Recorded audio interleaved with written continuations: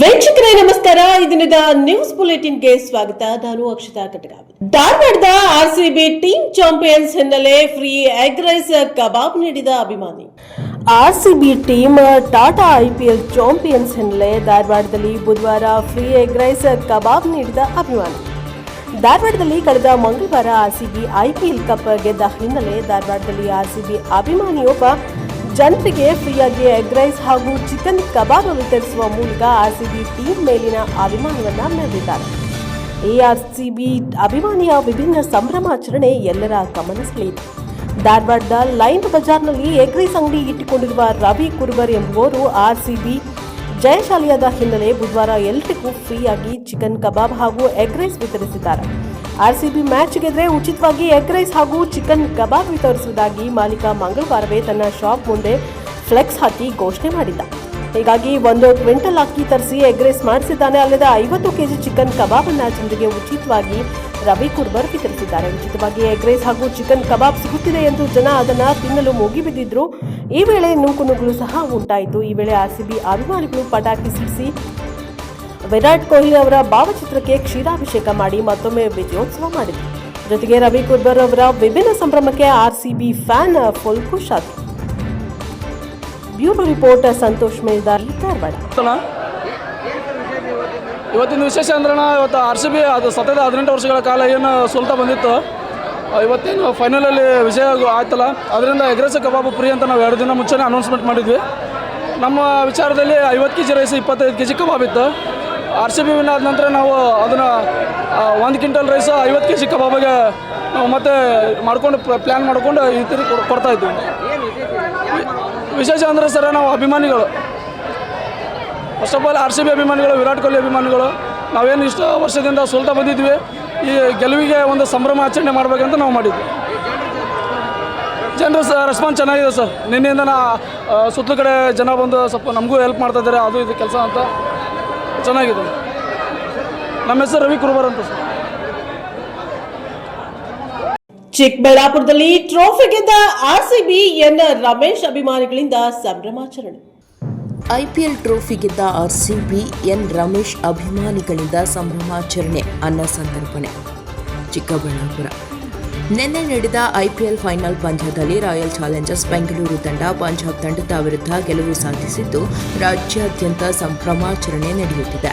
ಚಿಕ್ಕಬಳ್ಳಾಪುರದಲ್ಲಿ ಕೂಡ ಹಬ್ಬದ ವಾತಾವರಣ ನಿರ್ಮಾಣವಾಗಿದೆ. ಎನ್ ರಮೇಶ್ ಅಭಿಮಾನಿಗಳಿಂದ ನಗರದ ಶಿಡ್ಲಘಟ್ಟ ವೃತ್ತದಲ್ಲಿ ಸಂಭ್ರಮಾಚರಣೆ ಹಾಗೂ ಅನ್ನ ಸಂತರ್ಪಣೆ ನಡೆಯಿತು. ಗ್ಯಾರಂಟಿ ಯೋಜನೆಗಳ ಅನುಷ್ಠಾನ ಪ್ರಾಧಿಕಾರದ ಜಿಲ್ಲಾಧ್ಯಕ್ಷ ಯಲುವಹಳ್ಳಿ ಎನ್ ರಮೇಶ್ ಆರ್ಸಿಬಿ ಗೆಲುವಿಗೆ ಅಭಿಮಾನಿಗಳ ಜೊತೆ ತಂಡಕ್ಕೆ ಅಭಿನಂದಿಸಿ ಸಿಹಿ ಹಂಚಿ ಪಟಾಕಿ ಸಿಡಿಸಿ ಕುಣಿದು ಸಂಭ್ರಮಿಸಿ ಈ ಸಲ ಕಪ್ ನಮ್ಮದು ಎಂದು ಸಂಭ್ರಮಿಸಿದರು. ಈ ಸಂದರ್ಭದಲ್ಲಿ ಸುದ್ದಿಗಾರರೊಂದಿಗೆ ಮಾತನಾಡಿದ ಎನ್ ರಮೇಶ್, 18 ವರ್ಷಗಳ ಸುದೀರ್ಘ ಸಮಯ ಅಂತ್ಯಗೊಂಡಿದ್ದು ಆರ್ಸಿಬಿ ಕಪ್ ಗೆದ್ದಿದೆ. ಆರ್ಸಿಬಿ ತಂಡದಲ್ಲಿ ಹಲವಾರು ಪ್ಲೇಯರ್ಸ್ ಬಂದು ಹೋದ್ರು. ವಿರಾಟ್ ಕೊಹ್ಲಿ ಆರ್ಸಿಬಿ ತಂಡದಲ್ಲಿ ಉಳಿದು ಕಪ್ ಗೆಲ್ಲಲು ಪ್ರಮುಖ ಪಾತ್ರ ವಹಿಸಿದ್ದು, ನಿನ್ನೆ ಪಂದ್ಯದ ನಂತರ ವಿರಾಟ್ ಕೊಹ್ಲಿ ಐಪಿಎಲ್ ಟ್ರೋಫಿಯನ್ನು ಇಡೀ ಕನ್ನಡಿಗರಿಗೆ ಸಮರ್ಪಣೆ ಮಾಡಿದ್ದು ಬಹಳಷ್ಟು ಸಂತೋಷ ತಂದಿದೆ. ಇಂದು ಇಡೀ ಕನ್ನಡಿಗರಿಗೆ ಹಬ್ಬ. ಪ್ರತಿ ವರ್ಷ ನಮ್ಮ ಆರ್ಸಿಬಿ ತಂಡ ಕಪ್ ಗೆಲ್ಲಲಿ ಎಂದು ಶುಭ ಹಾರೈಸಿದರು. ಈ ವೇಳೆ ಯಲುವಳ್ಳಿ, ಜನಾರ್ದನ್ ಸೇರಿ ಇತರರು ಹಾಜರಿದ್ದರು. ವರದಿ ಸಲಾಹುದ್ದೀನ್, ಚಿಕ್ಕಬಳ್ಳಾಪುರ. ಕನ್ನಡ ಇತಿಹಾಸದಲ್ಲಿ 18 ವರ್ಷಗಳ ಬಳಿಕ ನಮ್ಮ ಆರ್ಸಿಬಿ ತಂಡ ರಾಯಲ್ ಚಾಲೆಂಜರ್ಸ್ ಬೆಂಗಳೂರು ವಿಜಯಶಾಲಿಯಾಗಿ ಶೀಲ್ಡನ್ನು IPL ಶೀಲ್ಡನ್ನು ಪಡೆದಿದ್ದಾರೆ. ಅವರೆಲ್ಲರೂ ಕೂಡ ನಾನು ಧನ್ಯವಾದಗಳು, ಚಿಕ್ಕಬಳ್ಳಾಪುರ ಎಲ್ಲ ಜನತೆ ಪರವಾಗಿ ಧನ್ಯವಾದಗಳು ಮತ್ತು ಕೃತಜ್ಞತೆಗಳು ಹೇಳಲಿಕ್ಕೆ ಬಯಸ್ತೇನೆ. ಏನು 18 ವರ್ಷಗಳ ಹಿಂದೆ ವಿಜಯ ಮಲ್ಯ ಅವರು ಈ ಆರ್ಸಿಬಿ ತಂಡವನ್ನು ಪರ್ಚೇಸ್ ಮಾಡಿದ್ರು. ಆವತ್ತು ನಮ್ಮ ವಿರಾಟ್ ಕೊಹ್ಲಿ ಎಷ್ಟೋ ಜನ ಬಂದರು ಆರ್ಸಿಬಿಗೆ, ಎಷ್ಟೋ ಜನ ಹೋದರು. ಆದರೆ ವಿರಾಟ್ ಕೊಹ್ಲಿ ಮಾತ್ರ ಕಳೆದ 18 ವರ್ಷಗಳಿಂದ ಆರ್ಸಿಬಿಯಲ್ಲೇ ನೆಚ್ಕೊಂಡು ಶೀಲ್ಡ್ ಗೆಲ್ಲೋವರೆಗೂ ನಾನು ಆರ್ಸಿಬಿ ಬಿಡಲ್ಲ ಅನ್ನೋ ಪ್ರತಿಜ್ಞೆ ಮಾಡಿ ಇವತ್ತು ವಿರಾಟ್ ಕೊಹ್ಲಿ ನೇತೃತ್ವದಲ್ಲಿ ಆರ್ಸಿಬಿ ಶೀಲ್ಡನ್ನು ಗೆದ್ದಿದ್ದಾರೆ. ಗೆದ್ದ ಜೊತೆಗೆ ಆ ಪುಣ್ಯಾತ್ಮ ಮಾತನ್ನು ಹೇಳ್ತಾರೆ ಅತಿಥಿಯಲ್ಲಿ, ಇದು ಅಖಂಡ ಕನ್ನಡಿಗೆ ಸೇರುವಂಥ ಶೀಲ್ಡು, ನನ್ನ ವೈಯಕ್ತಿಕ ಅದೇ ಈ ಕರ್ನಾಟಕ ದ್ರೋಹಿ ಕನ್ನಡ ದ್ರೋಹಿ. ಗೌರಿಬಿದನೂರಿನಲ್ಲಿ ಕೂಲಿಗಾಗಿ ಹೋದ ಜೆಸಿಬಿ ಚಾಲಕ ಶವವಾಗಿ ಪತ್ತೆಯಾಗಿದ್ದಾನೆ. ಗೌರಿಬಿದನೂರು ಕೂಲಿಗಾಗಿ ಹೋದ ಜೆಸಿಬಿ ಚಾಲಕ ಶವವಾಗಿ ಪತ್ತೆಯಾದ ಘಟನೆ ಬುಧವಾರ ನಡೆದಿದೆ. ವಾಟಾದ ಹೊಸಹಳ್ಳಿ ಗ್ರಾಮದ ಶ್ರೀಧರ್ ಬಾಬು ಮೃತ ದುರ್ದೈವಿ. ತೊಗಲಹಳ್ಳಿ ಗ್ರಾಮದ ಅಭಿಲಾಷ್ ಮಂಗಳವಾರ ರಾತ್ರಿ ನಕಲಹಳ್ಳಿ ಗ್ರಾಮದ ಕೆರೆಯಲ್ಲಿ ಮಣ್ಣು ತೆಗೆಯಬೇಕಾಗಿದೆ ಎಂದು ಕೂಲಿಗೆ ಕರೆದುಕೊಂಡು ಹೋಗಿದ್ದಾನೆ. ಬುಧವಾರ ಬೆಳಿಗ್ಗೆ 7 ಗಂಟೆಯಾದರೂ ಶ್ರೀಧರ್ ಬಾಬು ಮನೆಗೆ ಬಂದಿಲ್ಲ ಎಂದು ಪೋಷಕರು ಹುಡುಕಾಟ ನಡೆಸಿದ್ದಾರೆ. ಕಾಟನಕಲ್ಲು ಗ್ರಾಮದಿಂದ ಪೆದ್ದನಹಳ್ಳಿ ರಸ್ತೆ ನಡುವೆ ಇರುವ ಮೋರಿ ಬಳಿ ಕಾರಿನ ಅಪಘಾತದಲ್ಲಿ ಮೃತಪಟ್ಟಿರುವುದಾಗಿ ಸ್ನೇಹಿತರು ಮಾಹಿತಿ ನೀಡಿದ್ದಾರೆ. ಆದರೆ ವೃದ್ಧನ ತಲೆಗೆ ಬಲವಾದ ರಕ್ತ ಗಾಯವಾಗಿ ತಲೆಯಿಂದ ಮೆದುಳು ಹೊರಬಂದಂತೆ ಕಂಡುಬರುತ್ತಿದ್ದು, ಬೆನ್ನಿನ ಮೇಲೆ ವಾಹನದ ಚಕ್ರ ದೇಹದ ಮೇಲೆ ಹತ್ತಿರುವಂತೆ ಕಂಡುಬರುತ್ತಿದೆ ಹಾಗೂ ಕೆರೆಯಲ್ಲಿ ರಕ್ತದ ಕಲೆಗಳು ಮತ್ತು ಸಣ್ಣ ಮಾಂಸದ ತುಂಡುಗಳು ಸಹ ಕಂಡುಬಂದಿವೆ. ನನ್ನ ತಮ್ಮನ ಕೊಲೆ ಮಾಡಿ ಅಪಘಾತ ಎಂದು ಬಿಂಬಿಸಲು ಕಾರಿನಲ್ಲಿ ಶವವನ್ನು ಇಟ್ಟು ಮೋರಿ ಕೆಳಗೆ ಬೀಳಿಸಿದ್ದಾರೆ ಎಂದು ವೃದ್ಧನ ಅಣ್ಣ ನಾಗೇಂದ್ರ ಬಾಬು ಗ್ರಾಮಾಂತರ ಠಾಣೆಗೆ ನೀಡಿದ ದೂರಿನಲ್ಲಿ ತಿಳಿಸಿದ್ದಾರೆ. ಸ್ಥಳಕ್ಕೆ ಪೊಲೀಸ್ ವರಿಷ್ಠಾಧಿಕಾರಿ ಕುಶಾಲ್ ಚೌಕ್ಸೆ ಭೇಟಿ ನೀಡಿ, ಇದು ಮೇಲ್ನೋಟಕ್ಕೆ ಕೊಲೆ ರೀತಿಯಲ್ಲಿ ಕಂಡುಬರುತ್ತಿದ್ದು, ಅಪಘಾತ ಎಂದು ಬಿಂಬಿಸಲು ಕಾರನ್ನು ಬೀಳಿಸಲಾಗಿದೆ. ತನಿಖೆ ಕೈಗೊಳ್ಳಲಾಗಿದೆ. ಶೀಘ್ರದಲ್ಲೇ ಆರೋಪಿಗಳನ್ನು ಬಂಧಿಸಲಾಗುವುದು ಎಂದು ವಿಶ್ವಾಸ ವ್ಯಕ್ತಪಡಿಸಿದರು. ಸ್ಥಳಕ್ಕೆ ಹೆಚ್ಚುವರಿ SP Jagannath Rai, additional SP Shivakumar, ವೃತ್ತ ನಿರೀಕ್ಷಕ ಕೆಪಿ ಸತ್ಯನಾರಾಯಣ ಭೇಟಿ ನೀಡಿ ತನಿಖೆ ಕೈಗೊಂಡಿದ್ದಾರೆ. ನಾವು ಈ Chikkaballapur district Gauribidanur rural limits Nagarakere ರೋಡಲ್ಲಿ ಬಂದಿದ್ದೀವಿ. ಈ ವಾಡ್ದ ಹೊಸಳ್ಳಿ ವಿಲೇಜ್ ಇದೆ. ಈ ಊರಲ್ಲಿ ನಮಗೆ ಒಂದು ಬಾಡಿ ಸಿಕ್ಕಿದೆ ಕಾರ್ ಜೊತೆಗೆ. ಬೇಸಿಕಲಿ ಐಡೆಂಟಿಫೈ ಮಾಡಿದ್ದೀವಿ. ಶ್ರೀಧರ್ ಬಾಬು ಒಬ್ಬರು ಅರೌಂಡ್ 30 ಇಯರ್ಸ್ ಏಜ್ ಇದೆ. JCB ಡ್ರೈವರ್ ಆಗಿ ಕೆಲಸ ಮಾಡ್ತಾರೆ ಅವರು. ಪ್ರೈಮಾ ಫೇಸಿ ಆಕ್ಸಿಡೆಂಟ್ ಥರ ತೋರಿಸಿಗೆ ಟ್ರೈ ಮಾಡಿದ್ದಾರೆ. ಬಟ್ ನಮ್ಮ ಆಫೀಸರ್ಸ್ ಎಲ್ಲ ಪರಿಶೀಲನೆ ಮಾಡಿಕೊಂಡು ನಮಗೆ ಏನಾದರೂ ಬೇರೆ ಘಟನೆ ಆಗಿದೆ, ಅನುಮಾನಾಸ್ಪದ ಇದೆ, ಈ ಥರ ಕಾಣಿಸ್ತಾ ಇದೆ. ನಾವು ಮರ್ಡರ್ ಕೇಸ್ ಥರ ಇದನ್ನು ಇನ್ವೆಸ್ಟಿಗೇಷನ್ ಮಾಡ್ತಾ ಇದ್ದೀವಿ. ಮತ್ತು ಯಾರು ಆರೋಪಿ ಇದ್ದಾರೆ ಅದನ್ನು ಕೂಡ ಸ್ವಲ್ಪ ಮಾಹಿತಿ ಸಿಕ್ಕಿದೆ. ಅವರಿಗೆ ಕೂಡ ಬೇಗ ಅರೆಸ್ಟ್ ಮಾಡ್ತೀವಿ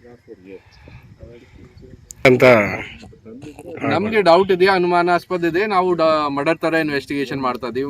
ಮರ್ಡರ್ ಥರ ಇದನ್ನು ರಿಜಿಸ್ಟರ್ ಮಾಡಿಕೊಂಡು ಅದೇ ಥರ ಮರ್ಡರ್ ಇನ್ವೆಸ್ಟಿಗೇಷನ್ ಮಾಡ್ತೀವಿ. ಬಾಗೇಪಲ್ಲಿ ತಾಲೂಕಿನಲ್ಲಿ ರೈತರಿಗೆ ಶಾಸಕರಿಂದ ಬಿತ್ತನೆ ಬೀಜ ವಿತರಣೆ ಕಾರ್ಯಕ್ರಮ. ರೈತರಿಗೆ ಶಾಸಕರಿಂದ ಬಿತ್ತನೆ ಬೀಜ ವಿತರಣೆ. ಬಾಗೇಪಲ್ಲಿ ತಾಲೂಕಿನಲ್ಲಿ ರೈತರು ಕೃಷಿ ಇಲಾಖೆಯಿಂದ ವಿತರಿಸುವ ಗುಣಮಟ್ಟದ ಬಿತ್ತನೆ ಬೀಜಗಳನ್ನ ಸಹಾಯಧನದಡಿ ಪಡೆದು ಮತ್ತು ಕೃಷಿ ಇಲಾಖೆ ಅಧಿಕಾರಿಗಳ ಮಾರ್ಗದರ್ಶನದಂತೆ ಬಿತ್ತನೆ ಮಾಡಬೇಕು ಎಂದು ಶಾಸಕ SN ಸುಬ್ಬಾರೆಡ್ಡಿ ಹೇಳಿದರು. ಪಟ್ಟಣದ ಕೃಷಿ ಇಲಾಖೆ ಆವರಣದಲ್ಲಿ 2025 ಮತ್ತು 26ನೇ ಸಾಲಿನ ಮುಂಗಾರು ಹಂಗಾಮಿನಲ್ಲಿ ಕೃಷಿ ಇಲಾಖೆಯಿಂದ ಸರ್ಕಾರಿ ಸಹಾಯಧನದಡಿ ರೈತರಿಗೆ ನೀಡುವ ಬೀಜ ವಿತರಣೆ ಕಾರ್ಯಕ್ರಮಕ್ಕೆ ಬುಧವಾರ ಚಾಲನೆ ನೀಡಿ ಮಾತನಾಡಿದರು. ಈ ವರ್ಷ ಮುಂಗಾರು ಮಳೆ 1 ವಾರ ಮುಂಚಿತವಾಗಿ ಪ್ರಾರಂಭವಾಗಿದ್ದು ಒಳ್ಳೆಯ ಮಳೆಯಾಗ್ತಿದೆ. ಆದ್ದರಿಂದ ರೈತರು ಕೃಷಿ ಇಲಾಖೆಯಿಂದ ವಿತರಿಸುವ ಗುಣಮಟ್ಟದ ಬಿತ್ತನೆ ಬೀಜಗಳನ್ನು ಸಹಾಯಧನದಡಿ ಪಡೆದು ಮತ್ತು ಕೃಷಿ ಇಲಾಖೆ ಅಧಿಕಾರಿಗಳ ಮಾರ್ಗದರ್ಶನದಂತೆ ಬಿತ್ತನೆ ಕಾರ್ಯ ಕೈಗೊಳ್ಳುವಂತೆ ತಿಳಿಸಿದರು. ಕೃಷಿ ಇಲಾಖೆಯಿಂದ ತಾಲೂಕಿನ ಎಲ್ಲ ರೈತರಿಗೂ ಬೇಕಾಗುವಷ್ಟು ಪ್ರಮಾಣದಲ್ಲಿ ವಿವಿಧ ಬೆಳೆಗಳ ಬೀಜಗಳನ್ನು ದಾಸ್ತಾನು ಮಾಡಲಾಗಿದೆ.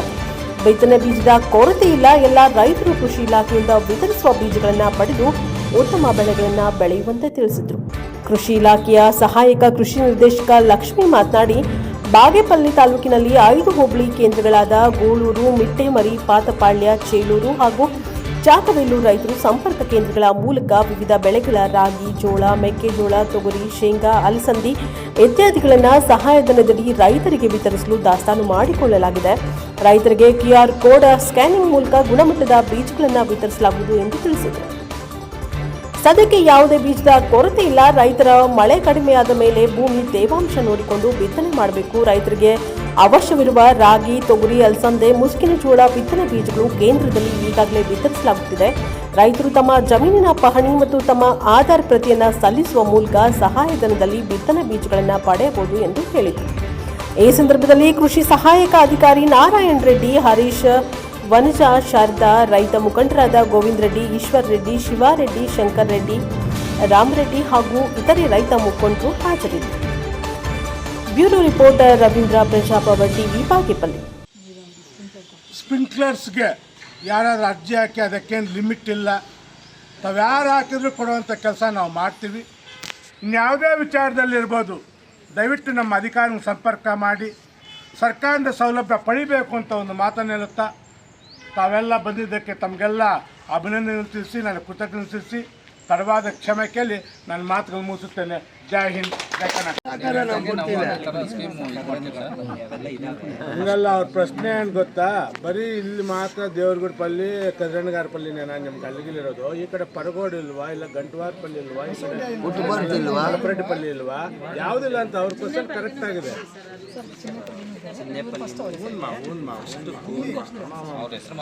ಹಂಗಲ್ಲ, ಅವ್ರಿಗೆ ನಮ್ಮ ಶತ್ರುಗಳೆಲ್ಲ ನಮ್ಮ ರೈತರೇ. ಅವರು ಸ್ವಲ್ಪ ಒಂದೊಂದು ಬೆಳೆಗೆ ಒಂದೊಂದು ವರ್ಷ ಒಂದೊಂದು ಪಂಚಾಯತಿ ಸೆಲೆಕ್ಟ್ ಮಾಡ್ಕೊಳ್ತಾರೆ. ಕ್ಷೇತ್ರ ಭೇಟಿಗೆ ಹೋದ ನೋಡ್ರಿ ಏನಾಗಿದೆ. ಒಂದು ನಿಮಿಷ ಪಾಪ, ನೀವು ಮಾಡಿ ನಾನು ಮಾತಾಡಕ್ಕೆ ಬರಬೇಡಿ, ಸುಮ್ಮನೆ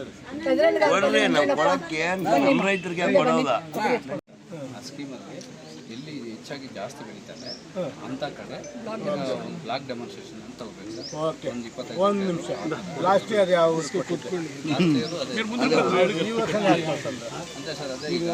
ಆಯ್ತು, ಇನ್ನೊಂದು ವರ್ಷ ಸಿಗಲ್ವ? ಇನ್ಯಾಕೆ ಮತ್ತೆ ನೀನು ಮಾಡಲಿಲ್ಲ? ಹೆಚ್ಚು ಯಾರು ಉತ್ಪಾದನೆ ಮಾಡಿ ನಂಜನಗೂಡಿನಲ್ಲಿ ಬೈಕ್ಗೆ ಲಾರಿ ಡಿಕ್ಕಿ ಹೊಡೆದ ಪರಿಣಾಮ ಸ್ಥಳದಲ್ಲೇ 3 ಸಾವಾಗಿದೆ. ಬೈಕ್ಗೆ ಲಾರಿ ಡಿಕ್ಕಿ, 3 ಸ್ಥಳದಲ್ಲೇ ಸಾವು. ಮದುವೆ ಮುಗಿಸಿ ಹಿಂತಿರುಗುತ್ತಿದ್ದ ವೇಳೆ ಬೈಕ್ಗೆ ಲಾರಿ ಡಿಕ್ಕಿ ಹೊಡೆದ ಪರಿಣಾಮ ಒಂದೇ ಕುಟುಂಬದ 3 ಸ್ಥಳದಲ್ಲಿಯೇ ಸಾವನ್ನಪ್ಪಿರುವ ಘಟನೆ ನಂಜನಗೂಡು ತಾಲೂಕಿನ ಸಂಗಮ ಮತ್ತು ಹುಲ್ಲಹಳ್ಳಿ ಮುಖ್ಯ ರಸ್ತೆಯ ಜೆಪಿ ಹುಂಡಿ ಗ್ರಾಮದ ಬಳಿ ಘಟನೆ ನಡೆದಿದೆ. ಸ್ಥಳದಲ್ಲಿಯೇ ದಂಪತಿ ಮತ್ತು ಓರ್ವ ಮಹಿಳೆ ಸಾವನ್ನಪ್ಪಿದ್ದಾರೆ.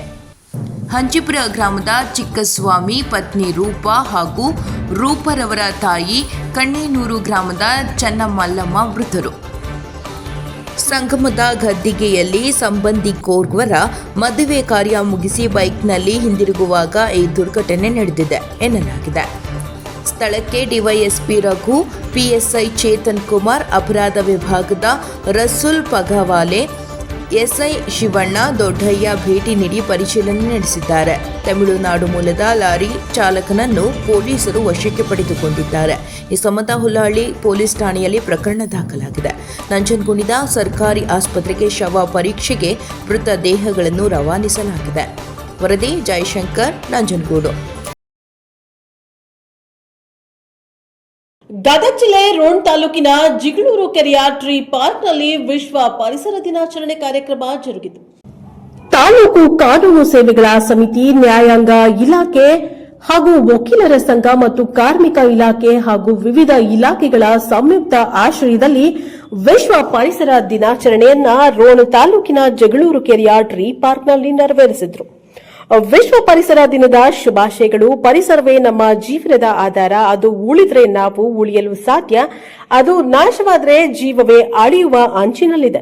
ಮಾಲಿನ್ಯವನ್ನ ನಿಯಂತ್ರಿಸುವ ಮೂಲಕ ಮುಂದಿನ ಪೀಳಿಗೆಗೆ ಹಸಿರನ್ನ ನೀಡೋಣ.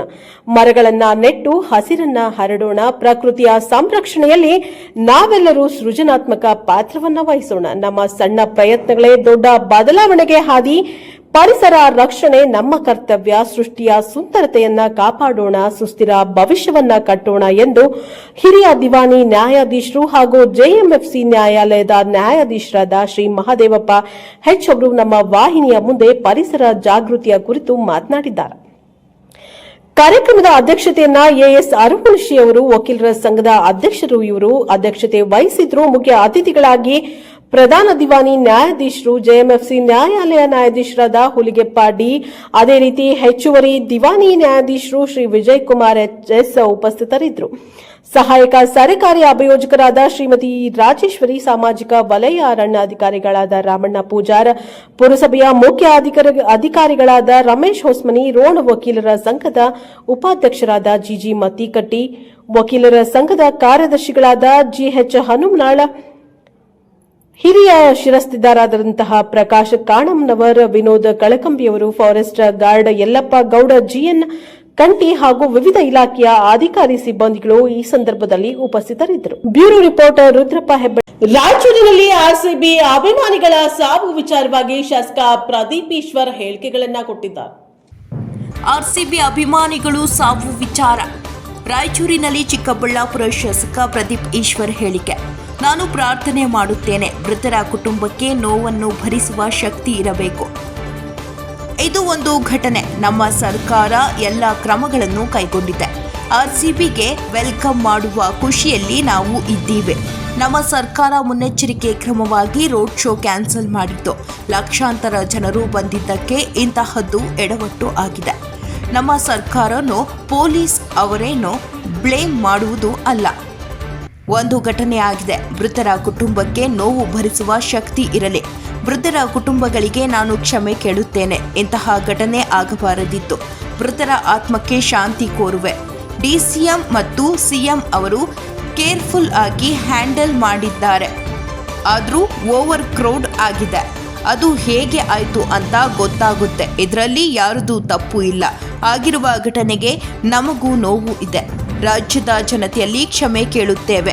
ಮೃತರಿಗೆ 10 ಲಕ್ಷ ರೂಪಾಯಿ ಸರ್ಕಾರ ಪರಿಹಾರ ಘೋಷಣೆ ಮಾಡಿದೆ. ಗಾಯಾಳುಗಳಿಗೆ ಚಿಕಿತ್ಸೆ ಕೊಡಲು ಸರ್ಕಾರ ಮುಂದಾಗಿದೆ. ಚಿಂತಾಮಣಿ ಭಾಗದ ಡೆಂಟಲ್ ಓದುವ ಒಬ್ಬ ವಿದ್ಯಾರ್ಥಿ ಇದ್ದೇನೆ. ಬಿಜೆಪಿಯವರು ಹೆಚ್ಚುವರಿ ಪರಿಹಾರಕ್ಕೆ ಆಗ್ರಹ ವಿಚಾರ. ರಾಯಚೂರಿನಲ್ಲಿ ಶಾಸಕ ಪ್ರದೀಪ್ ಈಶ್ವರ್ ಹೇಳಿಕೆ. ಬಿಜೆಪಿಯವರು ಪರಿಹಾರಕ್ಕೆ ಪಟ್ಟು ಹಿಡಿಯುವುದು ಬೇಡ. ಬೇಕಾದರೆ ನಮ್ಮ ಸಿಎಂ ಮತ್ತು ಡಿಸಿಎಂ ನೀಡಲು ಮುಂದಾಗಿದ್ದಾರೆ.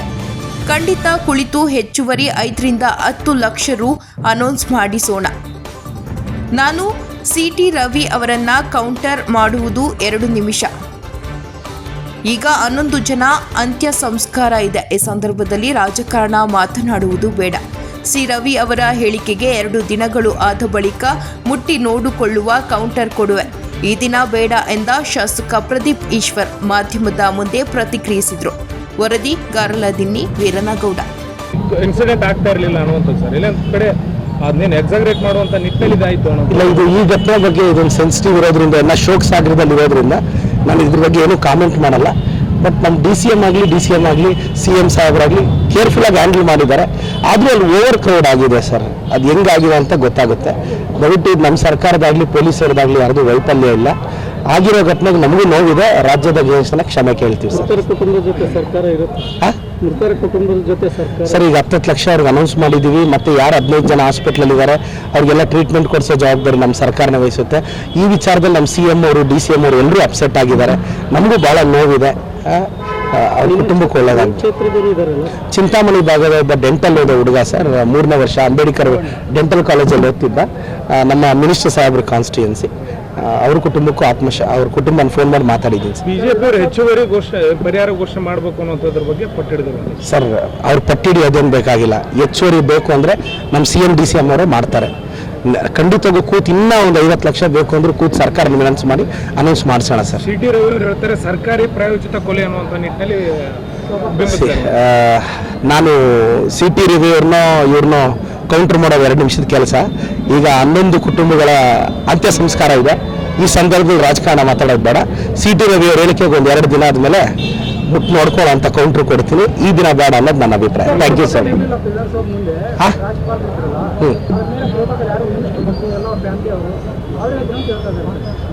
ರಾಜ್ಯಪಾಲರು ಇದ್ದಂಥ ಸಂದರ್ಭದಲ್ಲಿ ಪ್ರೋಟೋಕಾಲ್ನ ಫಾಲೋಅಪ್ ಮಾಡಬೇಕಾಗುತ್ತೆ. ಆದರೆ ಮಿನಿಸ್ಟರ್ಗಳ ಮೊಮ್ಮಕ್ಕಳು ಇಲ್ಲ, ಅದು ಮೋಸ್ಟ್ಲಿ ಇದು ಎಕ್ಸಾಕ್ಟ್ ನನ್ನ ಗಮನಕ್ಕೆ ಬಂದಿಲ್ಲ ಸರ್. ನಾನು ರಾಯಚೂರಿಗೆ ಹೊರಡಬೇಕಾಗಿತ್ತು.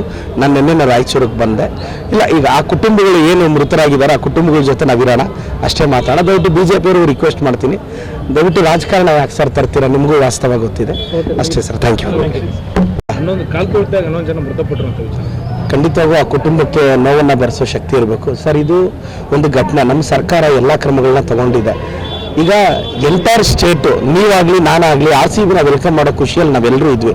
ಆದರೂ ನಮ್ಮ ಸರ್ಕಾರ ಮುನ್ನೆಚ್ಚರಿಕೆ ಕ್ರಮವಾಗಿ ರೋಡ್ ಶೋ ಕ್ಯಾನ್ಸಲ್ ಮಾಡ್ತು, ಭಾಳ ಕ್ರಮ ತಗೊಂಡಿದೆ. ಆದರೆ ಲಕ್ಷಾಂತರ ಜನ ಬಂದಾಗಿಂದ ಅದೊಂದು ಎಡವಟ್ಟಾಗಿದೆ. ಇಲ್ಲಿ ನಮ್ಮ ಸರ್ಕಾರನೋ ಇಲ್ಲ ಪೊಲೀಸರನ್ನೋ ಬ್ಲೇಮ್ ಮಾಡೋದಲ್ಲ. ಒಂದು ಘಟನೆ ಆಗಿದೆ.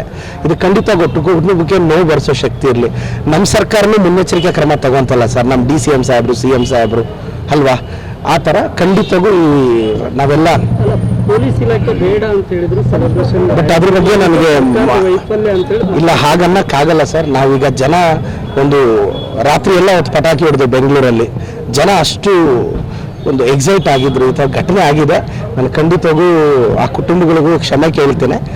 ದಯವಿಟ್ಟು ಇಂಥ ಘಟನೆ ಆಗಬಾರ್ದಾಗಿದ್ದು. ಅವರು ತೀರೋಗಿರೋ ಆತ್ಮಕ್ಕೆ ಶಾಂತಿ ಸಿಗಲಿ ಅಂತ ಬಯಸ್ತೇನೆ ಸರ್. ಕುಮಾರಸ್ವಾಮಿ ಅವರು ಹೇಳ್ತಾರೆ DCM ಚೈಲ್ಡಿಶ್ ರೀತಿ ವರ್ತನೆ ಮಾಡಬಹುದು. ಎಸ್ ಸರ್, ಖಂಡಿತವಾಗೂ ನಾನು ಎಲ್ಲ ಹಿರಿಯರ ಜೊತೆ ಮಾತಾಡಿ ಎಲ್ಲ ಮಾರ್ಗದರ್ಶನ ತಗೊಂಡು, ನನಗೂ ಆಸೆ ಇದೆ ಸರ್ ಇಂಥ ಭಾಗದಲ್ಲಿ ಮಕ್ಕಳನ್ನ ಏಮ್ಸ್ದಲ್ಲಿ ಇದಕ್ಕೆಲ್ಲ ತಗೊಂಡು ಹೋಗ್ಬೇಕು. ಇನ್ನು ರಾಯಚೂರು ಮೆಡಿಕಲ್ ಕಾಲೇಜಲ್ಲಿ ಒಂದು 40-42 ಮಂದಿ ನನ್ನ ವಿದ್ಯಾರ್ಥಿಗಳು ಓದ್ತಾ ಇದ್ದಾರೆ ಪರಿಶ್ರಮದರು. ಅದರಲ್ಲಿ ಹುಡುಗಂದು ಭಾಳ ಅದ್ಭುತವಾದ ಸಕ್ಸಸ್ಫುಲ್ ಸ್ಟೋರಿ ಇದೆ ರಾಯಚೂರು ಮೆಡಿಕಲ್ ಕಾಲೇಜ್ಗೆ. ಒಂದು 3 ವರ್ಷದಿಂದ ರಾಯಚೂರಲ್ಲಿ ಆ ಹುಡುಗ ಫೈನಾನ್ಷಿಯಲಿ ಕಾಸಿರಲ್ಲ, ಮೆಜೆಸ್ಟಿಕ್ ಬರ್ತಾನೆ, ಎಲ್ಲರ ಮನೆ ಹತ್ರ ಪಾಪ ಹೋಗ್ತಾನೆ, ಅವರು ಸ್ಟ್ರಗಲಲ್ಲಿ ಇರ್ತಾನೆ, ಅವ್ನಿಗೆ ಗೊತ್ತಿರಲ್ಲ. ಅವನು ನನಗೊಂದು ವಾಟ್ಸಪ್ ಮೆಸೇಜ್ ಮಾಡ್ತಾನೆ, ಸರ್ ನನಗೆ ಕಾಸಿಲ್ಲ ಏನು ಮಾಡೋದು ಅಂತ. ಸರಿ, ಕರೆದವನ್ನ ಕೋಚಿಂಗ್ ಕೊಡ್ತೀನಿ. ಅವ್ರ ತಾಯಿ ಅಂಗನವಾಡಿ ಟೀಚರು, ಅವ್ರ ತಂದೆ ಪೊಲೀಸ್ ಡಿಪಾರ್ಟ್ಮೆಂಟಲ್ಲಿ ಇರ್ತಾರೆ. ಇನ್ನೊಂದು 4 ತಿಂಗಳು ಎಕ್ಸಾಮ್ ಇದ್ದಾಗ ಕೋವಿಡಲ್ಲಿ ಅವ್ರ ತಂದೆ ತೀರೋಗ್ತಾರೆ. ಇದೇ ರಾಯಚೂರು ಮೆಡಿಕಲ್ ಕಾಲೇಜ್ ಮಾರ್ಚ್ನಿಂದ ರಾತ್ರಿ 3 ಗಂಟೆಗೆ ನನಗೊಂದು ಫೋಟೋ ಹಾಕ್ತಾನೆ, ಅಪ್ಪ ತೀರೋಗ್ಬಿಟ್ರು ಸರ್, ನಾನು ಏನು ಮಾಡಲಿ ಅಂತ. ನಾನು ಹೇಳಿದೆ, ಲಿಂಗರಾಜು ತಲೆಗೆಡಿಸ್ಕೋಬೇಡ ಬಾ ಅಂತ. ಮಾರನೇ ದಿನ ಅವನು ಕರೆಸ್ಕೊಂಡು ಬಯಾಲಜಿಯಲ್ಲಿ 360ಕ್ಕೆ 360 ಓಡಿಸಿ 540 ಸ್ಕೋರ್ ಮಾಡಿಸಿ ಅದೇ ರಾಯಚೂರು ಮೆಡಿಕಲ್ ಕಾಲೇಜಲ್ಲಿ 8 ತಿಂಗಳಾದ್ಮೇಲೆ ಕಳಿಸಿ ಅಡ್ಮಿಷನ್ ಮಾಡಿಸಿದೆ ಅವನ್ನ. ಇದೇ ಮೆಡಿಕಲ್ ಕಾಲೇಜಲ್ಲಿ 4th ಇಯರ್ MBBS ಹುಡುಗ. ಸೊ ಈಗ ಲಿಂಗರಾಜ್ ಒಂದು ಕತೆ ಐತೆ ಸರ್, ಇಂಥ ಕತೆ ಇದ್ದಾವೆ ಅಲ್ಲಿ ಅಂದ್ರೆ ಅನುಕೂಲ ಮಾಡ್ಕೊಳ್ಳಿಕ್ಕೆ ಇಲ್ಲ, ಖಂಡಿತ ಹೋಗು ಸರ್. ಈಗ ನಮ್ಮ ರವಿ ಅಣ್ಣವರು ಅಷ್ಟೇ ಭಾಳಷ್ಟು ವಿಚಾರದಲ್ಲಿ ಚರ್ಚಿಸಿದ್ರು. ನಮ್ಮ ರಾಯಚೂರು ಮಕ್ಕಳಿಗೆ ಕಾಂಪಿಟೇಟಿವ್ ಎಕ್ಸಾಮ್ಸ್ಗೆ ಏನಾದರೂ ಒಳ್ಳೇದು ಮಾಡಬೇಕು ಅನ್ನೋದಿದೆ ಅಂತ ಉದ್ದೇಶ ಒಳ್ಳೇದಿದೆ. ನಾನು ಒಂದು ನೀಟ್ ಅಕಾಡೆಮಿ ಮುಖ್ಯಸ್ಥನಾಗಿ ಅಷ್ಟೇ ಅಲ್ಲದೆ UPSC KPSC ಅಣ್ಣ ಜೊತೆ ಕೈ ಜೋಡಿಸಿ ರವಿ ಅಣ್ಣವ್ರ ಮಾರ್ಗದರ್ಶನದಲ್ಲಿ ಈ ಭಾಗದ ಬಡ ಮಕ್ಕಳಿಗೆ ಖಂಡಿತವಾಗೂ ಮುಖ್ಯವಾಹಿನಿಗೆ ತರ ಪ್ರಯತ್ನ ಪ್ರಾಮಾಣಿಕವಾಗಿ ಮಾಡ್ತೀವಿ ಸರ್. ಸದ್ಯಕ್ಕೆ ಇಲ್ಲ ಸರ್, ಈಗ ರವಿ ಅಣ್ಣವರೆಲ್ಲ ಹಿರಿಯರನ್ನ ಕೂತ್ ಮಾತಾಡಿ ನಂತರ ತೀರ್ಮಾನ ತಗೊಂತೀವಿ. ಅದಕ್ಕಿಂತ ಮುಖ್ಯವಾಗಿ ನಮ್ಮ ಬೋಸರಾಜ್ ಸಾಹೇಬರು ತೆಲಂಗಾಣ ಕರ್ನಾಟಕದಲ್ಲಿ ಪ್ರಶ್ನಾತೀತ ನಾಯಕರು. ಇವತ್ತು ಕಾಂಗ್ರೆಸ್ ಪಕ್ಷ ಸೌತ್ ಇಂಡಿಯಾದಲ್ಲಿ ಗಟ್ಟಿಯಾಗಿ ನಾವು ಅಧಿಕಾರಕ್ಕೆ ಬರ್ತಿದ್ವಿ ಅಂದರೆ ಅದರಲ್ಲಿ ಬಹಳಷ್ಟು ಅಗ್ರಗಣ್ಯರಲ್ಲಿ ಬೋಸರಾಜ್ ಸಾಹೇಬ್ರು ಒಬ್ಬರು. 1972ಇಂದನೇ ರಾಯಚೂರು ಡಿಸ್ಟಿಕ್ ಕಾಂಗ್ರೆಸ್ಸಿಂದ ಅವ್ರ ಕೆರಿಯರ್ ಸ್ಟಾರ್ಟ್ ಮಾಡಿ ಇವತ್ತು ಸಣ್ಣ ನೀರಾವರಿ ಇದಾಗಿ ಬಹಳಷ್ಟು ಅಭಿವೃದ್ಧಿ ಕೆಲಸಗಳು ಮಾಡ್ತಿದ್ದಾರೆ. ಬೋಸರಾಜ್ ಸಾಹೇಬ್ರ ಕುಟುಂಬದ ಆಶೀರ್ವಾದ, ನಮ್ಮ ರವಿ ಅಣ್ಣವ್ರ ಆಶೀರ್ವಾದ ನನ್ನ ರಾಜಕಾರಣದ ಮೇಲೂ ಇದೆ. ಅವರ ಹುಟ್ಟುಹಬ್ಬಕ್ಕೆ ಶುಭಾಶಯ ಬಂದು ಕೋರಬೇಕು, ಅವ್ರ ಆಶೀರ್ವಾದ ಪಡಿಬೇಕು ಅಂತ ಬಂದೆ. ಅದೇ ರೀತಿ ಸ್ಪರ್ಧಾತ್ಮಕ ಪರೀಕ್ಷೆಗಳಿಗೆ ಒಂದು ಗೈಡೆನ್ಸ್ ಇತ್ತು, ಅಲ್ಲಿ ಒಂದು ಮೋಟಿವೇಶ್ನಲ್ ಸ್ಪೀಚ್ ಮಾಡೋಣ ಅಂತ. ನಾನು ನಮ್ಮ ಬೋಸರಾಜ್ ಸಾಹೇಬ್ರಿಗೆ, ನಮ್ಮ ರವಿ ಅಣ್ಣ, ನಮ್ಮ ಬೋಸರಾಜ್ ಸಾಹೇಬ್ರು ಮತ್ತಷ್ಟು ರಾಜಕೀಯವಾಗಿ ಎತ್ತರಕ್ಕೆ ಬೆಳಿಬೇಕು, ಮತ್ತಷ್ಟು ಅಧಿಕಾರ ಸಿಗಬೇಕು. ಮತ್ತು ನಮ್ಮ ಇದಾಗಿತ್ತು ಇದರಿಂದ ನ್ಯೂಸ್ ಬುಲೆಟಿನ್. ನಿರಂತರ ಸುದ್ದಿಗಾಗಿ ನೋಡ್ತಾ ಇರಿ NK TV4, ಇದು ನಿರಂತರ ಕಾರ್ಯಪಡೆ.